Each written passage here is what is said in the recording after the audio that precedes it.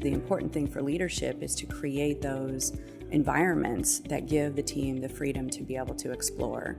The best thing about a large company, you have established brands, you have global reach, you have tremendous financial resources, you typically have great marketing and agency resources to pull from, more so than a startup. But putting those to work to be able to disrupt the marketplace rather than approach it from a risk profile is what's important. I always say you have to walk the talk, and I think that matters a lot today.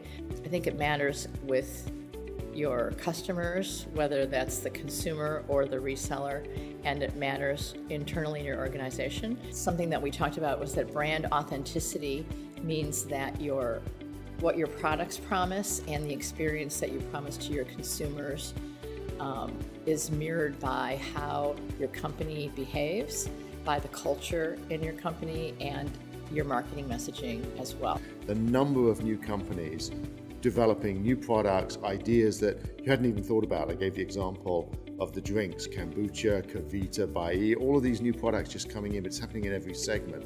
And so you have this incredible amount of supply of material choices, which means that every retailer, every brand has to be much more focused and attuned to meeting the specific needs of their customer than ever before, because there isn't this incredible upswell of demand. How do I get my fair share of that?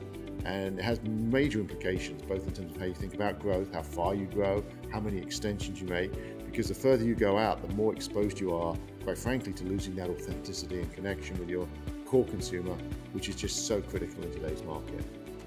Companies that are on fire, I think the leaders are under almost more pressure today, because to sustain success today is more challenging because there's more disruption, the world is changing, and I think leaders typically, when things are going well, they really like what they're doing, so they continue to do that. And I think great leaders today are always challenging what they're doing, because if they're not disrupting their business, someone else will.